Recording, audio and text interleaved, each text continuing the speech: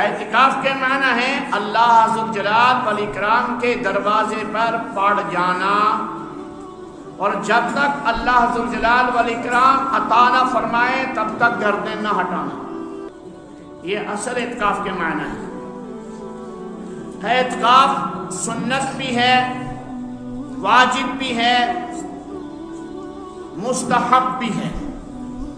مستحب اعتکاف یہ کہ ہر وقت جب بھی آدمی مسجد میں آئے تو نیت کرے، نویت الاعتکاف ما دمت فی المسجد، تو نیت کی وجہ سے یہ نیت کرے کہ جب تک میں مسجد میں ٹھہرا رہوں گا، میں اعتکاف کی حالت میں ہوں، تو تب تک اس کو مسجد میں بیٹھنے کا ثواب آٹومیٹکلی لکھا جاتا رہے گا، صرف نیت کرنے سے۔ تو اس پر عمل کرنا چاہیے۔ اعتکاف سنت یہ ہے کہ حضرت نبی اکرم صلی اللہ تعالی علیہ وسلم ہر سال رمضان المبارک میں آخری عشرے کا اعتکاف فرمایا کرتے تھے، اور یہ کبھی کبھی آپ صلی اللہ علیہ وسلم نے پورے مہینے کا اعتکاف بھی فرمایا، اور کبھی 20 دن کا اعتکاف بھی فرمایا، اور اکثر آخر عشرے کا اعتکاف آپ صلی اللہ علیہ وسلم فرماتے تھے۔ اعتکاف فرمانے کی بہت ساری وجوہات ہیں۔ اس کی بنیادی وجہ یہ کہ اعتکاف کرنے والا آدمی آسانی کے ساتھ شب قدر کو حاصل کر لیتا ہے، کہ وہ مسجد میں ہی بیٹھا رہتا ہے اور رات بھی اللہ تعالیٰ کی عبادت میں طاعت اور بندگی میں گزارتا ہے، دن بھی اللہ تعالیٰ کی طاعت اور بندگی میں گزارتا ہے، ذکر و اذکار میں گزارتا ہے، قرآن مجید کی تلاوت میں گزارتا ہے، تو رات شروع ہوتے ہی انتہا تک اللہ تعالیٰ اس کو شب قدر عطا فرماتے ہیں۔ جس دن شب قدر آتی ہے طاق راتوں میں، وہ رات اس کو آسانی سے نصیب ہو جاتی ہے۔ یہ بنیادی وجہ ہے۔ شب قدر کو مخفی رکھا گیا، اور اس کی وجہ یہ کہ امتی زیادہ سے زیادہ عبادت کے اندر محو رہے، بندہ زیادہ سے زیادہ عبادت میں لگا رہے، اور شب قدر کو طاق راتوں میں منحصر رکھا، 21، 23، 25، 27، 29۔ اور حضرت شیخ الحدیث رحمہ اللہ نے لکھا کہ اگر مہینہ 29 کا ہے، تو 21، 22، 24 اور 26، 28 اور 30 یہ راتیں بھی طاق بنتی ہیں۔ کوشش کرے انسان تو 10 راتیں آرام سے بیدار رہ کر مسجد میں گزار سکتا ہے، یا اپنے گھر میں گزار سکتا ہے۔ اعتکاف سنت علی الکفایہ ہے۔ محلے میں ایک آدمی اگر اعتکاف کی نیت سے مسجد میں آ جائے تو سارے محلے کی طرف سے یہ سنت ادا ہو جائے گی، اور اگر ایک آدمی بھی محلے کی طرف سے مسجد میں اعتکاف کی نیت سے نہیں بیٹھا تو پورا محلہ تارک سنت ہونے کی وجہ سے گنہگار ٹھہرایا جائے گا۔ پورا سال اعتکاف کرنے سے پورا سال محلہ والے آفات اور بلیات سے محفوظ رہتے ہیں، حادثات سے محفوظ رہتے ہیں۔ جیسے تفسیر بیضاوی کے بالکل شروع میں حدیث آئی ہے، اور اس میں یہ لکھا ہے کہ ایک بستی پہ اللہ کا عذاب طے ہو گیا کہ اس بستی پہ عذاب آنا ہے، چاہے پھر اس کو الٹ دیا جائے، ہوا کا عذاب آئے، کون سا عذاب آئے، لیکن عذاب آئے گا۔ اور اس بستی میں کچھ بچے ایسے تھے جو قرآن مجید کی تلاوت کر رہے تھے، جمع ہو کر قرآن پڑھ رہے تھے، کسی درسگاہ کے، کسی مکتب کے، کسی مدرسے کے بچے قرآن کی تلاوت میں مصروف تھے۔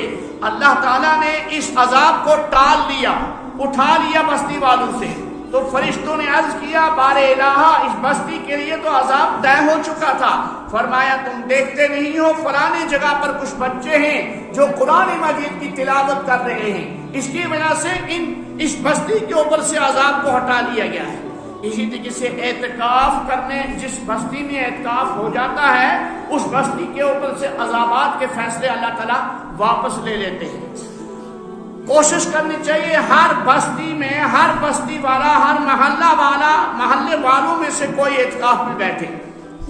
اعتکاف عبادت ہے، عبادت پر اجرت لینا اور دینا حرام ہے، اس لیے کرایہ کے معتکف جائز نہیں ہے، اور کرایہ پر اعتکاف کرنا بھی جائز نہیں ہے۔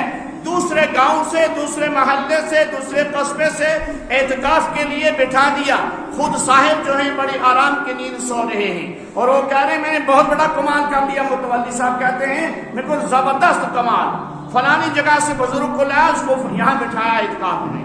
خود کیا تجھے بیماری نہیں پکڑا ہے؟ ٹانگوں میں درد ہے،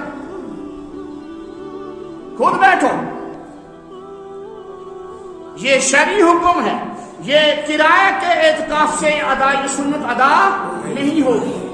اس لیے کوشش، اعتکاف کرنے والا جو ہے اس کے کھانے پینے کا نظم محلہ والوں کے اوپر عائد ہو جاتا ہے۔ اگر اس کا گھر دور ہے، اگر گھر دور نہیں، گھر بھی نزدیک ہے، گھر سے کھانا آ سکتا ہے تو گھر سے کھانا لائے اور کھا سکتا پہنچائیں، اور مسجد میں کھانا اعتکاف والے کو دیا جائے، اس کی خدمت کی جائے، لیکن اس نیت سے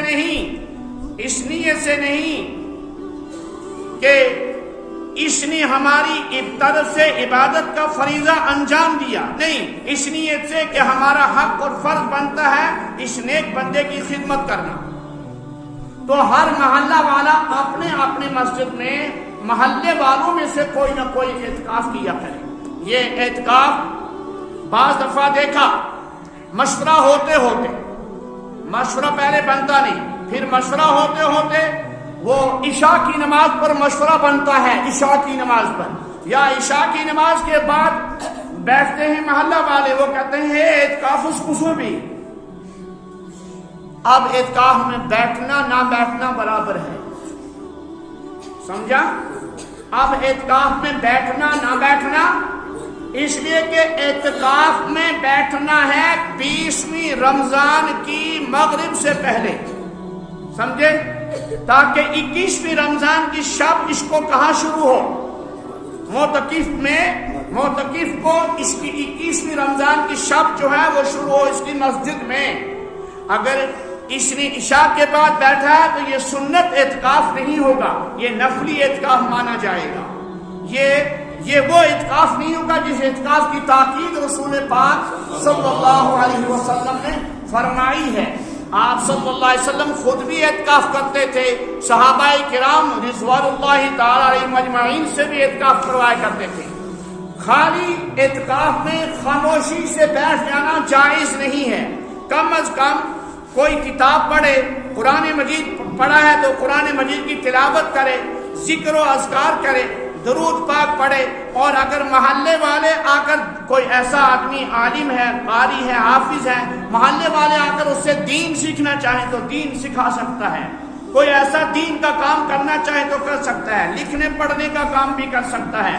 خاموش بیٹھنا مکروہ لکھا ہے فقہا نے، کچھ نہ کچھ کام کرتا رہے، زیادہ نیند نہ کرے، بلکہ شب قدر کو حاصل کرنے کی جو یہ طریقہ ہے بہترین اعلیٰ افضل طریقہ، اس کو حاصل کرنے کی کوشش کریں۔